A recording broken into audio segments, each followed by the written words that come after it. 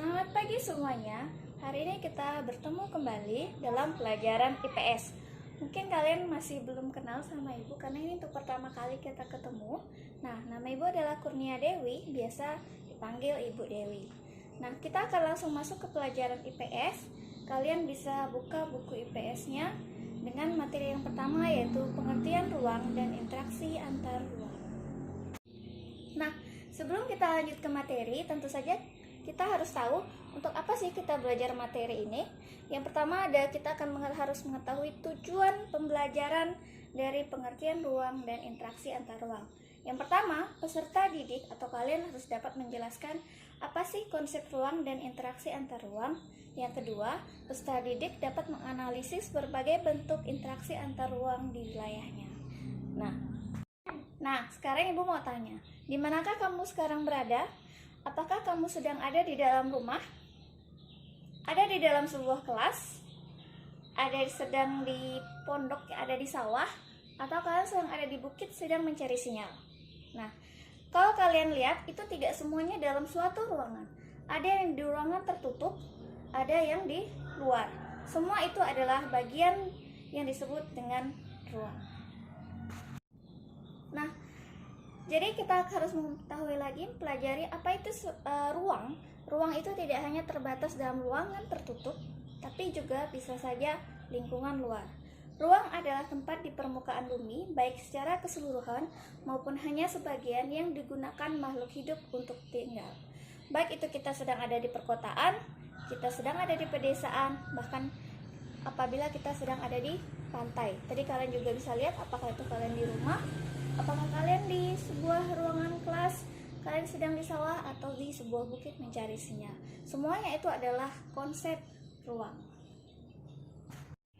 Nah, setelah kita lihat tadi konsep ruang, kalian pasti lihat bahwa setiap ruang di mana kita berada atau di luar sana memiliki suatu ciri khas atau disebut dengan karakteristik yang berbeda. Nah, setiap daerah, wilayah, ruangan tertentu memiliki ciri khas.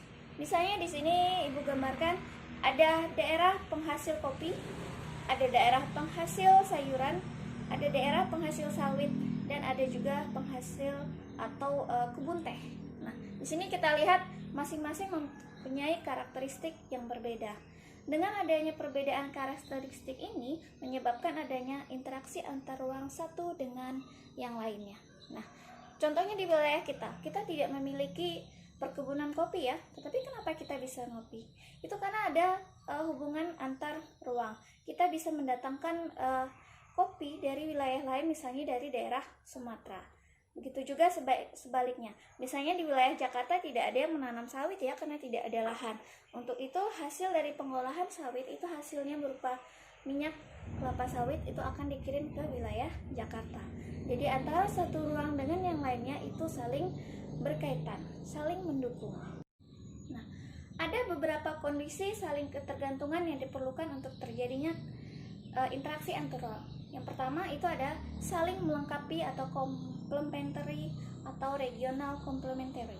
Yang kedua, ada kesempatan antara yang disebut dengan intervening opportunity. Yang ketiga, itu ada kemudahan transfer atau transfer ability. Nah, kita lihat masing-masing perbedaannya ya. Nah, semua itu akan terjadi dalam suatu ruang yang membuatkan antar ruang yang satu dengan yang lainnya saling keterkaitan.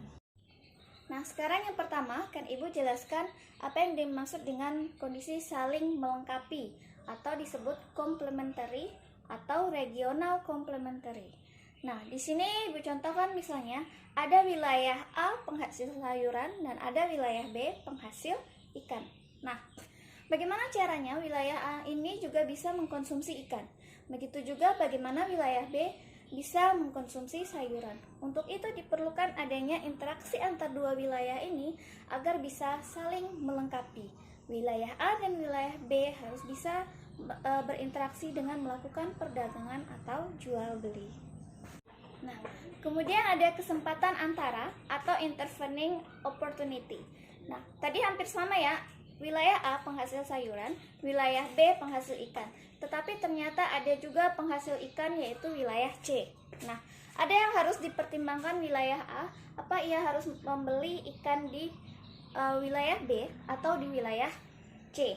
Nah, ternyata wilayah C ini lebih dekat dibandingkan wilayah B. Untuk itu, untuk menghemat biaya transportasi, maka wilayah A akan lebih baik jika dia melakukan pembelian atau interaksi dengan wilayah C.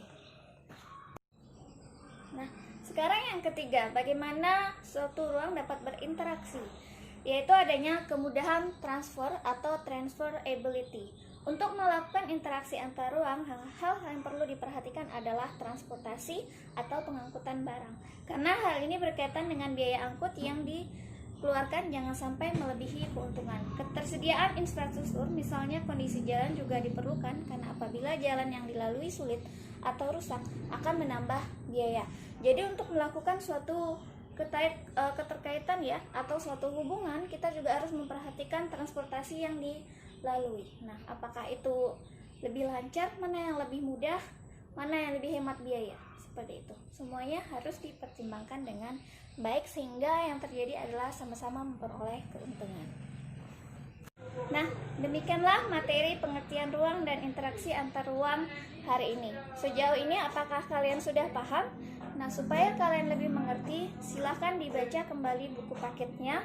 Nah, kalian harus pahami lagi materinya. Kemudian kalian pikirkan baik-baik, kira-kira apa sih ciri khas dari wilayah kamu, wilayah tempat tinggalmu. Nah, sekian dari Ibu. Terima kasih.